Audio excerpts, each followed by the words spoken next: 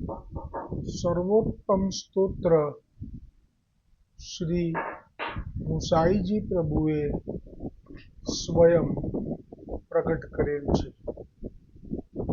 તે સર્વોત્તમ સ્તોત્રમાં શ્રી મહાપ્રભુજી વલ્લભાચાર્યજીના 108 નામ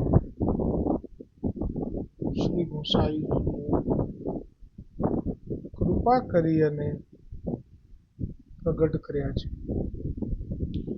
આ સર્વોત્તમ સ્તોત્રનો મહિમા મહાત્મ્ય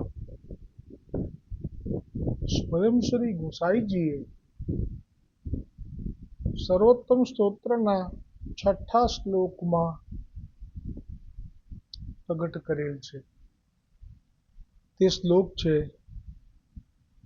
વિનિયોગો ભક્તિ યોગઃ પ્રતિબંધ વિનાશને કૃષ્ણાદરામૃતાસ્વાદ સિદ્ધિ તત્ર ન સંશય.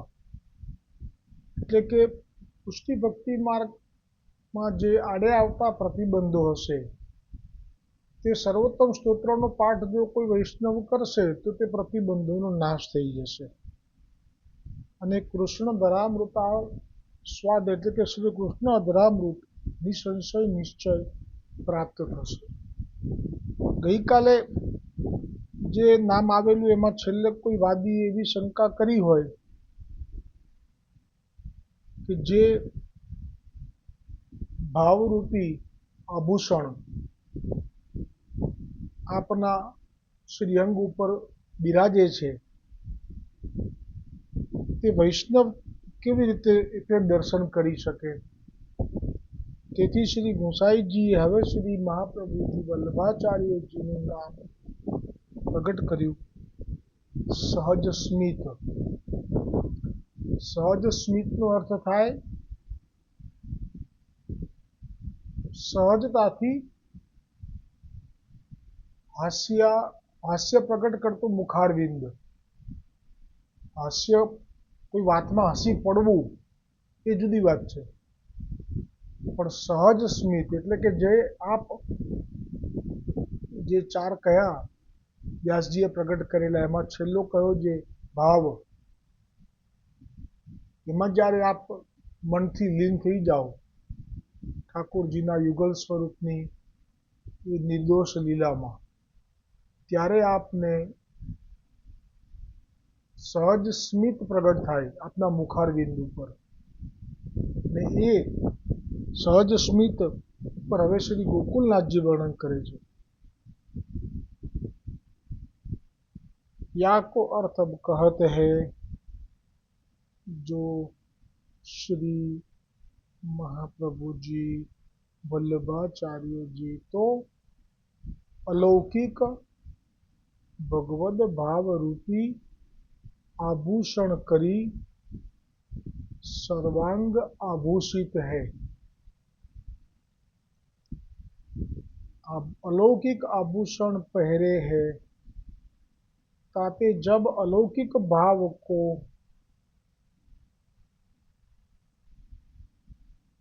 भगवद भाव को स्मरण होत है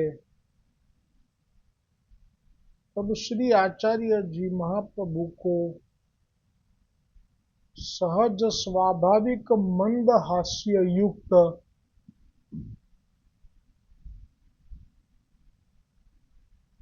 श्रीमुख होत है. ताकरी सब सेवकन को जानी परत है. जो श्री आचार्य जी महाप्रभु अलौकिक भाव युक्त है. वहां अब कहत है जो श्री आचार्य जी महाप्रभु आप अपने पुष्टि मार्गीय भक्तन को सकल शोभा के देनहारे है. यह जताइबे के लिए श्री आचार्य जी महाप्रभु जी को नाम श्री गोसाई जी कहे जो त्रिलोकी भूषणम. तो सहज स्मित में श्री गोकुलनाथजीए विशेष वर्णन नहीं कर्યું,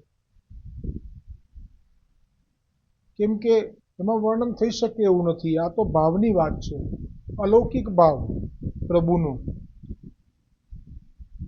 એનું જ્યારે સ્મરણ મહાપ્રભુજી વલ્લભાચાર્યજીને થઈ જાય તો અલૌકિક ભાવ એટલે શું એ વિષયમાં પણ વિસ્તાર નથી કર્યો, કેમ કે આ શબ્દોમાં નથી આવતું. પણ નિષ્કામ ભાવ કહી શકાય. અલૌકિકમાં નિષ્કામ ભાવ જ્યારે કોઈ ગોપીજનોનો પ્રભુ માટે હોય અને પ્રભુ તે જીવથી પ્રસન્ન થાય એનો નિષ્કામ ભાવ જોઈને, એ પ્રસન્ન થવું પ્રભુનું એનું સ્મરણ જો જ્યારે મહાપ્રભુજી વલ્લભાચાર્યજીને થાય કોઈ લીલા યાદ કરીને, જેમાં આપ જ છો સ્વામિનીજી ઉદાહરણ તરીકે, ને આપે જ કોઈ નિષ્કામ ભાવથી ઠાકોરજીની કોઈ સેવા કરી અને ઠાકોરજી પ્રસન્ન થયા અને ઠાકોરજી એ અલૌકિક ભાવથી પ્રસન્ન થયા એનું સ્મરણ કરીને મહાપ્રભુજી વલ્લભાચાર્યજીને પણ સહજ સ્મિત પ્રગટ થયું હૃદયમાં. બસ એટલી જ વાત અહીંયા કરી છે. પણ હવે જે આગળ નામ આવશે એનું ગુસાઈજી એટલા માટે પ્રાગટ્ય કર્યું છે